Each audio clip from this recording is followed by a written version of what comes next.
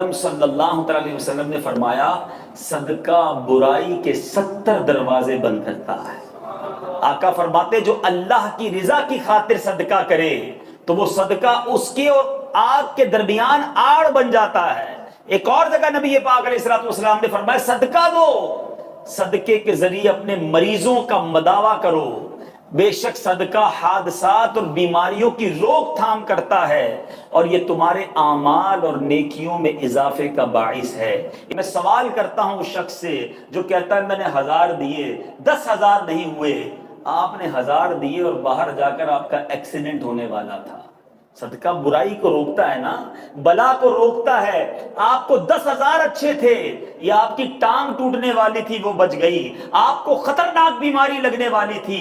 حدیث پاک میں یہاں تک آتا ہے کہ صدقہ رب تعالیٰ کے غضب کو بجھاتا ہے، بری موت کو دفع کرتا ہے۔ اور سنو میرے آقا فرماتے ہیں صبح سویرے صدقہ کرو کہ بلا صدقے سے آگے قدم نہیں بڑھاتی، انٹرسیپٹ کر دیتا ہے، روک لیتا ہے، بیچ میں آ جاتا ہے صدقہ بلا کے درمیان۔ کیا معلوم میں نے آج اللہ کی راہ میں خرچ کیا اور باہر ایک بلا، ایک مصیبت، دکان میں ہی آگ لگنے والی تھی، گھر میں ہی آگ لگنے والی تھی، اللہ کے کرم سے صدقے سے وہ بلا ٹل گئی۔ یہ کتنا بڑا انعام ہے۔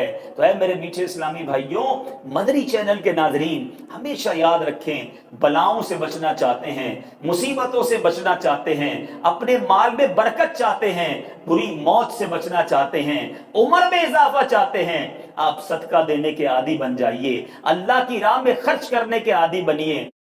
سیدنا اکرمہ رضی اللہ تعالیٰ عنہ فرماتے ہیں کہ ایک ملک کا بادشاہ بہت ظالم اور کنجوس تھا، بڑا ظالم بادشاہ، اور ایسا عجیب و غریب کنجوس کہ اس نے اعلان کر دیا کہ میرے ملک میں اگر کسی نے مسکین یا فقیر کو صدقہ کیا تو اس کے کوئی غریب کی مدد نہ کرے، اگر ایسا کوئی کرے گا تو میں اس کے ہاتھ کاٹ دوں گا۔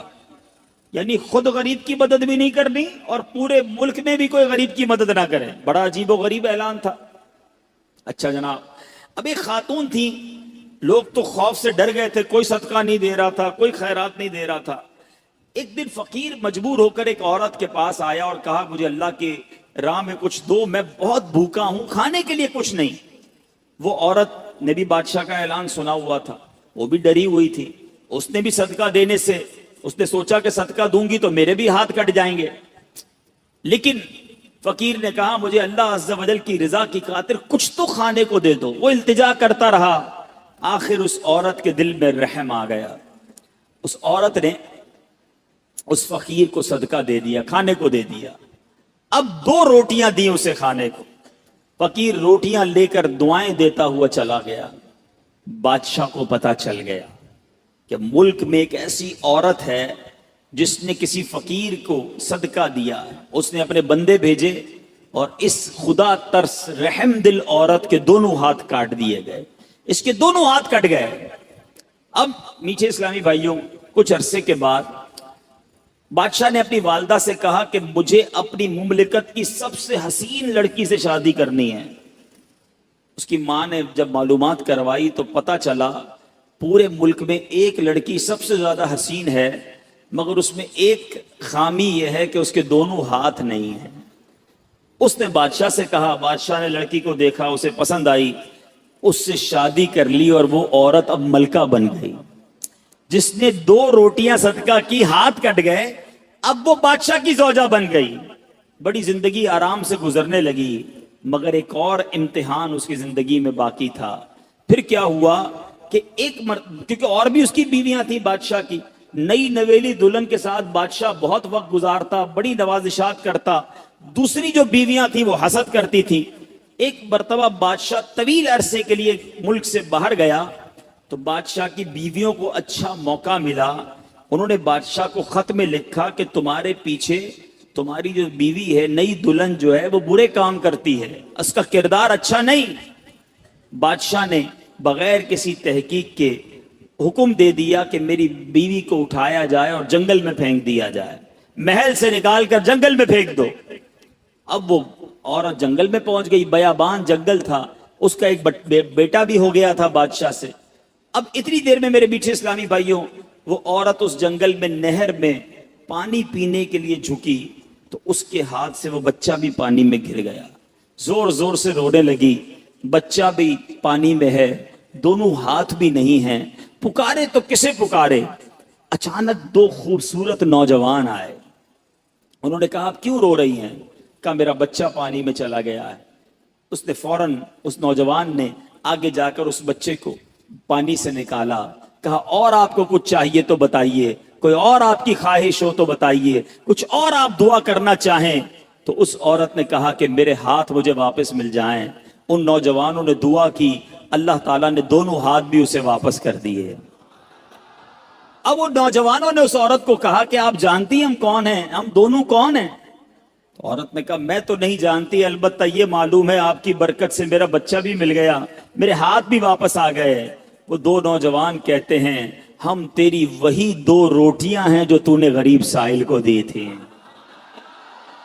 صدقہ اللہ کی راہ میں خرچ کرنا کب کہاں کام آتا ہے. اس عورت کو 2 روٹیوں کے بدلے 20 روٹیاں نہیں ملی. حضرت رابعہ بصریہ کو 20 روٹیاں ملی تھی. ہو سکتا ہے کوئی کیلکولیشن کرنے والا کہے یار میں 1000 روپے دوں گا 1 لاکھ روپے مل جائیں گے. نہیں ملے, مگر اس کو ہاتھ واپس مل گئے, بچہ واپس مل گیا. کیا معلوم مجھ پر اور آپ پر کوئی بلا آنے والی ہو, کوئی مصیبت آنے والی ہو, کوئی بیماری آنے والی ہو, اگر اللہ کی راہ میں صدقہ دیں, کسی غریب کی مدد کریں اور اس کے دل سے دعا نکلے اور اللہ کریم ہم سے وہ مصیبت کو ٹال دے. تو اے میرے میٹھے اسلامی بھائیوں, مدنی چینل کے ناظرین, بعض اوقات جب صدقہ اور خیرات کی بات آتی ہے تو بعض لوگوں کے ذہنوں میں یہ بات آتی ہے میں تو خود غریب ہوں, میں تو خود پریشان ہوں, میں تو خود نوکری کرتا ہوں, میں تو خود کرائے کے گھر میں رہتا ہوں, ارے میں صدقہ اور خیرات کیسے دوں؟ یہ غلطی ہے میرے میٹھے اسلامی بھائیوں. یاد رکھیے اللہ تبارک و تعالیٰ کی بارگاہ میں اخلاص دیکھا جاتا ہے. رب کی بارگاہ میں کوانٹٹی نہیں کوالٹی دیکھی جاتی ہے. کوئی لاکھوں صدقہ کرے, اخلاص نہیں, اس کے صدقے کا کوئی فائدہ نہیں. کوئی 1 روپیہ صدقہ کرے اور اللہ کی رضا کے لیے اخلاص کے ساتھ کرے, کیا معلوم وہی روپیہ اس کی مغفرت کا ذریعہ بن جائے. تو نیت بارگاہ الہی میں دیکھی جاتی ہے. یہ گویا اللہ سے کاروبار ہے, اس کو خرچ کرتے وقت دل میں ملال نہ لانا. حضرت داؤد علیہ نبینا علیہ السلام آپ کا ایک بڑا قریبی ساتھی تھا, دوست تھا. ایک بار ملک الموت آئے اور کہا کہ حضور آپ کے اس جو ساتھی ہے نا اس کی عمر اب 1 ہی دن رہ گئی ہے, 1-2 دن بعد ہی چلا جائے گا. آپ بڑے افسردہ بھی ہوئے, لیکن موت کا وقت مقرر ہے. 2 دن گزر گئے, 3 دن گزر گئے, مہینہ گزر گیا, بندہ صحیح سالم آپ کے سامنے, آپ حیران. اللہ کے نبی ملک الموت پھر آئے, کہا کہ حضرت داؤد نے کہا آپ نے تو کہا تھا 2-3 دن میں چلا جائے گا. یہ کہ حضور میں مقررہ وقت پر پرٹیکولر ٹائم پر اس کی روح قبض کرنے پہنچا, مگر ماجرا یہ ہوا کہ جب مجھے اس کی روح قبض کرنی تھی نا, اس سے تھوڑی دیر پہلے یہ بندہ گھر سے باہر نکلا اور اللہ کی راہ میں اس نے 20 درہم خرچ کی. جس فقیر کو پیسے دیے اس نے اس کو دعا دی اللہ تیری عمر میں برکت عطا فرمائے. اللہ کو وہ صدقہ اتنا پسند آیا کہ ہر درہم کے بدلے 1 سال عمر میں اضافہ فرما دیا. اے داؤد, اللہ نے 20 درہم کے بدلے اس کے 20 سال کی عمر بڑھا دی. تو یہ ہے صدقہ, یہ انہونی ہو جانی ہے, ان ایکسپیکٹڈ. ہمارے بہت اچھے دوست ہیں, ان کی ڈاٹر ان لا, جو بہو جس کو ہم کہتے ہیں, اتنی بیمار ہو گئی بیچاری اور بالکل ڈاکٹروں نے منع کر دیا. میں ملا ان سے تو میں نے کہا کیسی طبیعت ہے اب ان کی؟ کہتے سارے ڈاکٹروں نے منع کر دیا تھا اور ہم بھی مایوس ہو گئے تھے, لیکن امیر اہل سنت سے بھی انہوں نے دعا کروائی اور بہت جگہ پر انہوں نے ماشاءاللہ دعائیں کی اور مجھے ان سے حسن ظن, انہوں نے صدقہ خیرات بھی بہت کیا ہوگا. کہتے ہیں امیزنگلی طبیعت بہتر ہونا شروع ہوگا, حالانکہ کینسر کا لاسٹ سٹیج ہے. تو اللہ بڑا کارساز ہے.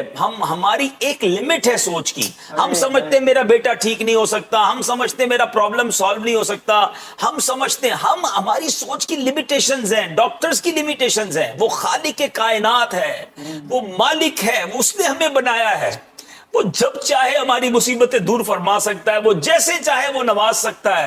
ہماری اوقات نہیں ہے, ہم اس کریم سے مانگ رہے ہیں جس کے خزانے کا کوئی کنارہ نہیں ہے, اس کی عطاؤں کی کوئی حد نہیں ہے. وہ عطا فرمائے تو کریم ہی جو ٹھہرا, تو کرم کے کیا ٹھکانے. تو نوازنے پہ آئے تو نواز دے زمانے. اپنے رب سے محبت کیجئے, اپنے مالک سے محبت کیجئے, اپنی ہوپ ختم نہ کیجئے, اللہ سے نا امید نہ ہو جائیے. لا تقنطوا من رحمت اللہ, اے میرے بندو میری رحمت سے مایوس نہ ہو. وہ خود اعلان فرما رہا ہے, میں کیوں مایوس ہو جاؤں؟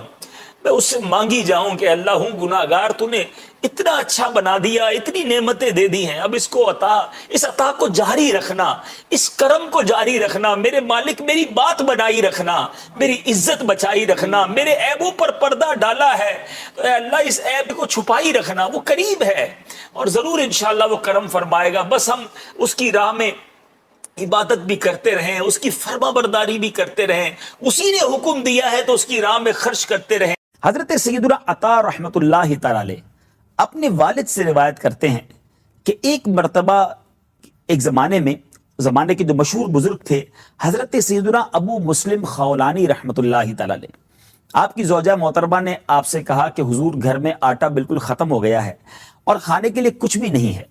تو آپ نے فرمایا کیا تمہارے پاس کچھ رقم موجود ہے کہ جس سے کچھ آٹا خریدا جا سکے؟ انہوں نے عرض کی کہ میرے پاس 1 درم ہے جو میں نے اون بیچ کر حاصل کیا ہے. آپ نے فرمایا اچھا وہ 1 ہی درم مجھے دے دو, میں بازار سے جا کر آٹا لے آتا ہوں اور پھر تم نے روٹیاں بنا لینی ہیں. اب آپ آٹے کے لیے 1 درہم لے کر گھر سے جا رہے ہیں. ذرا پوزیشن سمجھیے گا ناظرین کہ گھر میں کھانے کو نہیں ہے, 1 ہی درہم ہے, اور اس 1 درہم کا آٹا لینے یہ بزرگ جو ہیں یہ بازار جاتے ہیں. مگر ابھی دکان پر پہنچتے ہیں کہ ایک فقیر آتا ہے, ایک غریب آتا ہے اور عرض کرتا ہے کہ حضور یہ درہم مجھ پر صدقہ کر دیجیے. اللہ اکبر, 1 ہی درہم ہے اور وہی صدقہ کرنے کے لیے کہا جا رہا ہے. اللہ والوں کے دل کتنے بڑے تھے, رب عز و جل کی رحمت پر بھروسہ کیسا تھا. وہی 1 درہم جو ہے آپ نے اس فقیر کو دے دیا. مگر پھر سوچا کہ میری زوجہ کیا کہے گی کہ میں آٹا لینے گیا تھا اور رقم میں نے دے دی. شرم کے مارے انہوں نے کیا کیا کہ ایک جگہ لکڑی کا کام ہو رہا تھا, اس لکڑی کا جو برادہ ہے وہ خالی تھیلے میں بھر لیا تاکہ گھر والے خالی تھیلا دیکھ کر پریشان نہ ہو جائیں. مگر ایک شرمندگی بھی تھی کہ اب وہ روٹی کے انتظار میں ہیں. اپنے گھر گئے اور دروازے کے اندر وہ تھیلا رکھ کے خود باہر چلے گئے. کافی دیر تک باہر گویا سڑک پر گھومتے رہے اور دیر سے واپس گھر پہنچے. تو جب گھر گئے تو اندر جا کر دیکھا کہ کھانا تیار ہے, روٹیاں گرما گرم موجود ہیں, اور آپ کی زوجہ محترمہ آپ سے کہتی کہ آپ کہاں چلے گئے تھے, میں نے کھانا تیار رکھا اور آپ ابھی تک نہیں آئے. آپ حیران ہوئے, پوچھا یہ روٹیاں کہاں سے آئیں؟ تو آپ کی زوجہ نے کہا کہ یہ اسی آٹے کی روٹیاں ہیں جسے آپ لے کر آئے تھے. آپ نے کہا آٹا؟ تو زوجہ نے کہا کہ جی, جو آپ تھیلا لائے تھے اس میں شاندار آٹا موجود تھا. آپ نے اللہ عز و جل کا شکر ادا کیا. اللہ عز و جل نے میری عزت رکھ لی کہ میں نے اللہ کی راہ میں صدقہ کیا. رب عز و جل نے وہ مٹی کے برادے کو آٹے سے تبدیل کر دیا. اسلامی بھائی پریشان ہوتے ہیں, مصیبتوں میں گرفتار ہوتے ہیں. صدقہ مصیبتوں سے کیسے بچاتا ہے؟ اے میرے بیچے اسلامی بھائیوں, حدیث پاک ہے, پیارے آقا فرماتے ایک عورت کے منہ میں لقمہ تھا, اپنی پسند کی چیز, اپنی ضرورت کی چیز, اپنے لیے بہترین چیز جو ہو وہ اللہ کی راہ میں خرچ کرو. اللہ کی بارگاہ میں کتنا پسندیدہ عمل ہے کہ وہ بہترین چیز لقمہ منہ میں ہے. انسان کو ضرورت ہے نا, بچا ہوا کھانا نہیں تھا.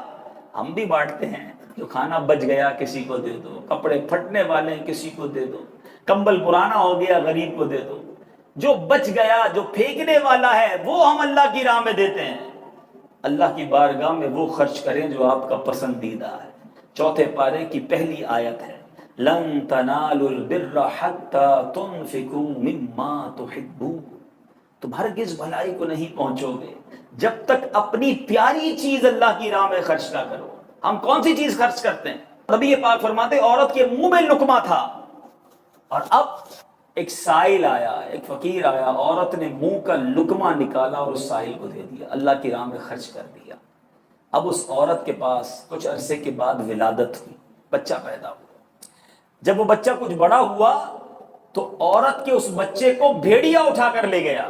سوچے ماں کے لیے کتنی بڑی تکلیف تھی کہ بالکل شیر خار بچے کو, چھوٹے بچے کو بھیڑیا اٹھا کر لے گیا. اللہ تبارک و تعالیٰ کی بارگاہ میں اس نے فریاد کی, میرا بیٹا, میرا بیٹا. اللہ عز و جل نے ایک فرشتے کو حکم دیا کہ اس کے پیچھے جاؤ اور اس بھیڑیے کے منہ سے اس بچے کو چھینو عورت کو واپس دے دو اور ماں سے کہو اللہ عز و جل نے تم پر سلام بھیجا ہے اور فرمایا ہے یہ لقمے کے بدلے لقمہ ہو گیا ہے، تم نے اپنے منہ کا لقمہ میری راہ میں خرچ کیا تھا، میں نے بھیڑیے کے منہ سے تمہارا بچہ نکال کر تمہیں واپس لوٹا دیا۔ یہ ہے صدقہ، یہ ہے اللہ کی راہ میں خرچ کرنے کی فضیلت۔ یا ایھا الذین آمنوا لا تبطلوا صدقاتکم بالمن والاذی، اے ایمان والو احسان جتا کر اور تکلیف پہنچا کر اپنے صدقے باطل نہ کرو۔ صدقے کیسے باطل ہو جائیں؟ کسی غریب کو دیا، اس نے ریسیو کر لیا، کسی تنظیم میں دیا، رسید مل گئی، پھر کیسے ختم ہو جاتے ہیں؟ سنیے، ہم بہت بڑی مسٹیک کرتے ہیں۔ بعض اوقات کسی کی مدد کرتے ہیں، ساتھ اس کو جتاتے بھی ہیں، ہاں بھائی یاد ہے نا تیری بچی کی شادی کروائی تھی، بھول تو نہیں گئے، گھر میں نے دلایا تھا، پہلی بار نوکری کرنے آیا تب پھٹے ہوئے چپل پہنے تھے، آج گاڑی میں گھوم رہا ہے، میرا احسان یاد ہے نہیں ہے؟ جب تمہیں بیرون ملک جانا تھا ویزا میں نے لگا کے دیا تھا۔ ذرا سوچیے اس غریب کا کیا حال ہوتا ہوگا جس کو یہ شخص جتا رہا ہے، کیا وہ خوش ہوتا ہوگا؟ امجد بھائی ایک صاحب سے یہ مجھے ملانے لے گئے، ہم گارڈن میں بیٹھے، چائے لے کر ایک ملازم آیا، میں وہ واقعہ بھولتا نہیں ہوں، جب بھی میں یہ بیان کرتا ہوں مجھے وہ نوکر بیچارہ چائے لے کر آنے والا یاد آ جاتا ہے۔ وہ چائے لے کر جب آیا نا تو جو سیٹھ صاحب تھے وہ مجھے کہتے ہیں، حالانکہ میری پہلی ملاقات، میری کوئی پرانی سلام دعا نہیں ہے، مجھے کہتے ہیں یہ میرا ملازم ہے، میں نے اس کی بچی کی شادی کرائی اور اس کی بچی کو گھر بنا کے دیا، پوچھو اس سے، مجھے کہتے ہیں۔ اب یقین کریں میں کہ شرم سے پانی پانی ہو گیا، میں نے کہا یار یہ ملازم کیا سوچ رہا ہوگا اس وقت، اور نہ جانے اس بندے نے کتنے لوگوں کو یہ گنوایا ہوگا۔ وہ غریب سوچتا ہوگا کہ یا اللہ مجھے غریب نہ بناتا، یہ سیٹھ صاحب تو جب دیکھو مجھے ذلیل کرتے ہیں۔ یاد رکھیے میرے میٹھے اسلامی بھائیوں، یہ صدقہ ختم ہو جائے گا، یہ باطل ہو جائے گا، بلکہ گناہ ہو جائے گا اگر ہم کسی کو دے کر احسان جتائیں۔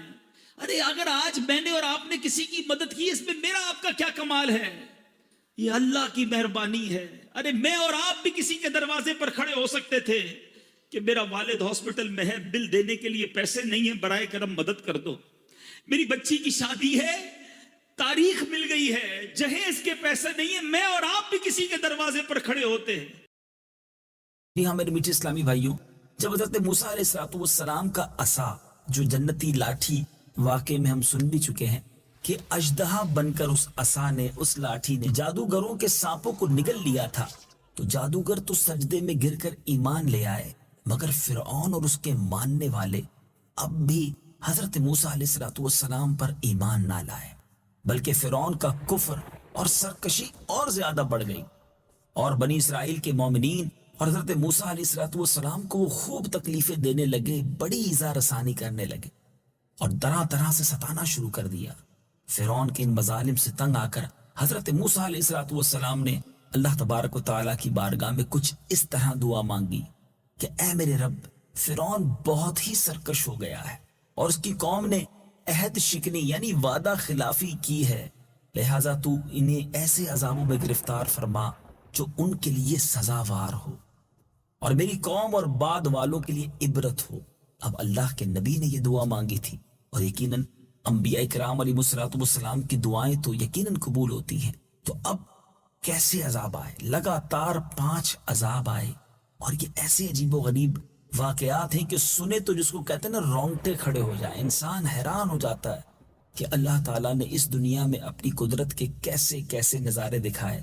لیکن یہ قوم بھی کتنی عجیب تھی کہ بار بار سمجھانے کے باوجود، بار بار تنبیہ کے باوجود، بار بار قدرت کی نشانیاں دکھانے کے باوجود توبہ نہیں کرتی تھی، ایمان نہیں لاتی تھی۔ اب پہلا جو عذاب آیا وہ طوفان کا عذاب تھا۔ اچانک ایک بڑا ابر یعنی ایک بڑا بادل آیا، ہر طرف اندھیرا چھا گیا، پھر انتہائی زوردار بارش اور پھر طوفان آ گیا، فرعونیوں کے گھروں میں پانی بھر گیا اور وہ اس میں کھڑے رہ گئے، پانی ان کے گردنوں تک آ گیا، ان میں سے جو بیٹھتا وہ ڈوب کر ہلاک ہو جاتا، یعنی اتنا پانی تھا، نہ ہل سکتے تھے، نہ کوئی کام کر سکتے تھے، نہ کھیتیاں نہ باغات، سب طوفان کی وجہ سے برباد ہو گئے۔ ایک ہفتے سے یعنی ہفتے کے دن سے اگلے ہفتے کے دن تک 7 روز تک مسلسل یہ لوگ اس مصیبت میں گرفتار رہے. اب یہاں ایک عجیب بات یہ تھی کہ باوجود یہ کہ بنی اسرائیل اور فرعونیوں کے جو مکانات تھے وہ ملے ہوئے تھے، مگر بنی اسرائیل جو حضرت موسیٰ علیہ السلام پر ایمان والے تھے ان کے گھروں میں پانی نہیں تھا، اور برابر میں فرعونی کا گھر تھا اس کے گھر میں پانی بھرا ہوا تھا. یعنی بنی اسرائیل کے لوگ اس پرابلم میں بھی، اس مصیبت کے وقت میں بھی بڑے چین سے رہ رہے تھے کیونکہ ان کے گھروں میں پانی نہیں تھا. اب ان لوگوں میں اس عذاب کو سہنے کی طاقت نہ رہی. حضرت موسیٰ علیہ السلام کے دربار میں آئے، آ کر عرض کی کہ حضور آپ دعا کیجئے یہ مصیبت ٹل جائے تو ہم ایمان لے آئیں گے، بنی اسرائیل کو آپ کے پاس بھیج دیں گے.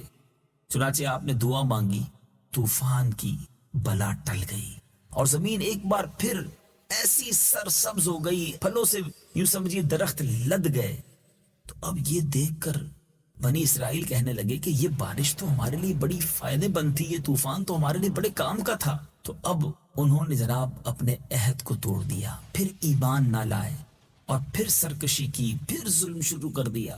اب میٹھے اسلامی بھائیوں، 1 ماہ گزرا، فرعونی عافیت میں رہے اور بنی اسرائیل والوں پر، حضرت موسیٰ علیہ السلام کے ماننے والوں پر پھر ظلم کرنا شروع کر چکے تھے. مگر 1 مہینے کے بعد پھر اللہ تعالیٰ نے اپنے قہر کو، اپنے عذاب کو ٹڈیوں کی شکل میں بھیج دیا. اب ٹڈیاں جھنڈ کے جھنڈ، یعنی بڑے بڑے غول ٹڈیوں کے آ گئے، ان کی کھیتیوں، باغوں کو، یہاں تک کہ ان کے مکانات کی لکڑیوں کو بھی وہ کھا گئے. اور فرعونیوں کے گھروں میں یہ ٹڈیاں بھر گئیں جس سے ان کا سانس لینا مشکل ہو گیا. مگر بنی اسرائیل کے جو مومنین تھے، یعنی اسی شہر میں رہتے تھے، مگر ان کے باغ بھی ٹھیک رہے، ان کے کھیتوں میں بھی کوئی پرابلم نہیں تھی، وہ گھروں میں بھی سکون سے رہتے تھے. اب 1 ہفتہ اس طرح کیسے گزارا؟ اب فرعونیوں کو بڑی عبرت ہوئی، حضرت موسیٰ علیہ السلام کے پاس پھر آئے، عہد کیے، پیمان کیے کہ حضور اب ایک بار معاف کر دیجئے، اللہ کی بارگاہ میں دعا کر دیجئے، اب بنی اسرائیل پر کوئی ظلم نہیں کریں گے بلکہ ہم خود بھی ایمان لے آئیں گے. اب اللہ کے نبی ہیں، اپنی قوم کا یہ حال دیکھا، فرعونیوں کی یہ آہوزاری دیکھی، آپ کے دل میں مزید نرمی آئی، آپ نے اللہ عز و جل کی بارگاہ میں دعا کی اور یہ ٹڈیاں جو تھیں یہ چلی گئیں، یعنی عذاب ختم ہو گیا. 1 ہفتہ عذاب رہا. اب میٹھے اسلامی بھائیوں، جیسے ہی یہ عذاب ختم ہوا یہ لوگ پھر سکون میں ہوئے. اب اس کے بعد پھر عہد شکنی کی، پھر ظلم کرنے لگے، پھر ایمان نہ لائے، بلکہ کہنے لگے کہ جو ٹڈیوں کے جانے کے بعد ہمارا مال بچ گیا ہے، ہمارے گھر بچ گئے ہیں، یہی ہمارے لیے کافی ہیں، ہم اپنا دین کیوں چھوڑیں. اے میرے میٹھے اسلامی بھائیوں، آپ یہ سنتے جا رہے ہیں اور سوچتے جا رہے ہیں یہ قوم کیسی تھی جو اتنے عذابات کے بعد بھی اللہ پر ایمان نہ لائے.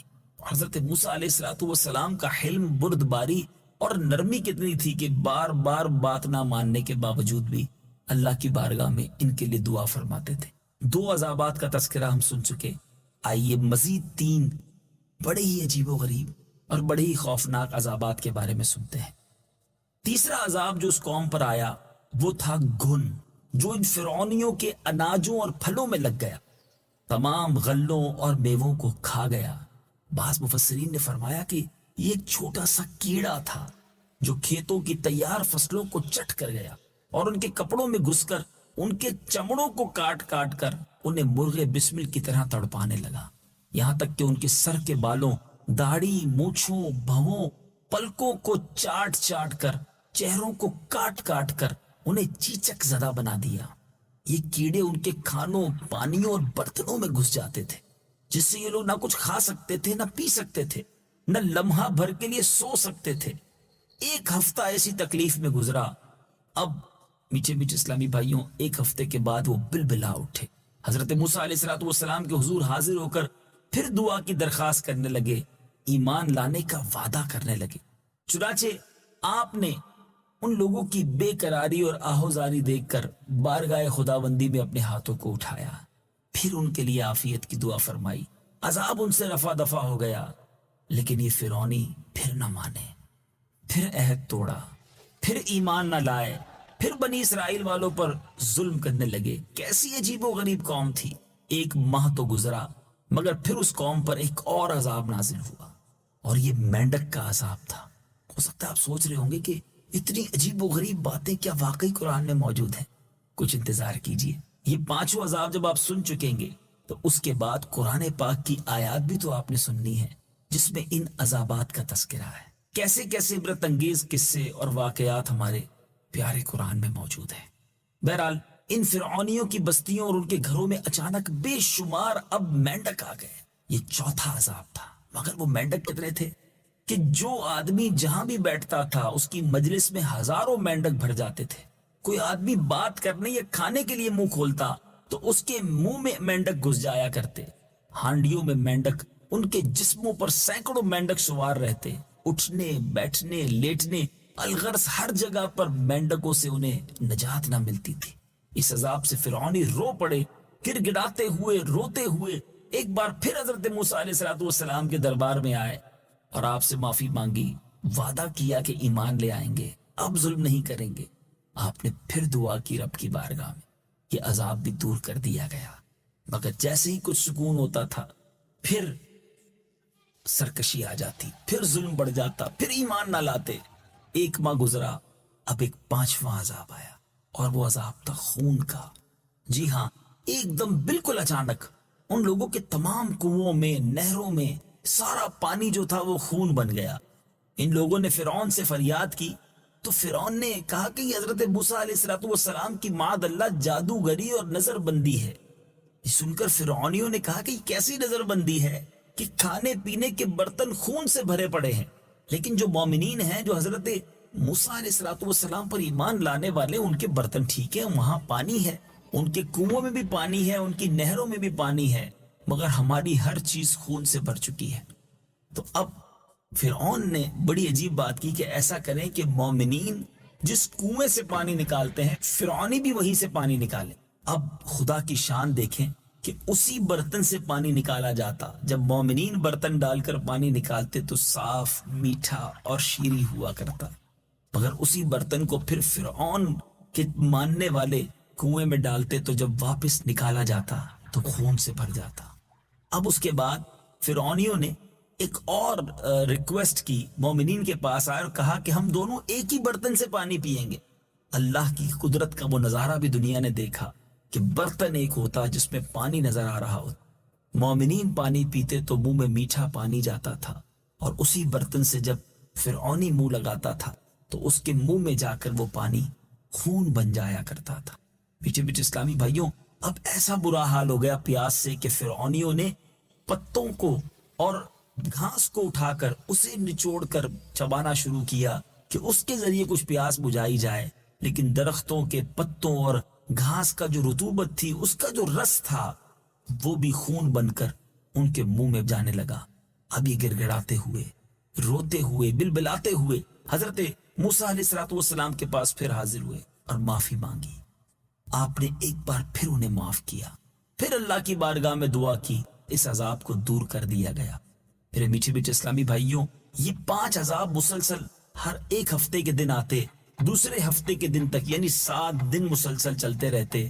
پھر آپ دعا فرماتے، عذاب تو ٹل جاتا.